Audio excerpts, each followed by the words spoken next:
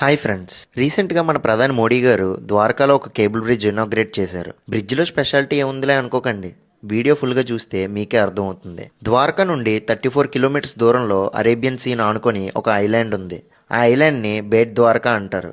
ఈ బేట్ ద్వారకాకి ఇంకో పేరు శంఖోదర్. ఒకప్పుడు శ్రీకృష్ణుడు ద్వారకాన్ని పరిపాలించేటప్పుడు ఈ బేట్ ద్వారకాలోనే ఉండేవారట. బేట్ అంటే గిఫ్ట్ అని అర్థం. శ్రీకృష్ణుని స్నేహితుడు సుధామ బహుమతిగా ఈ ఐలాండ్ని కృష్ణుడికి ఇచ్చారట.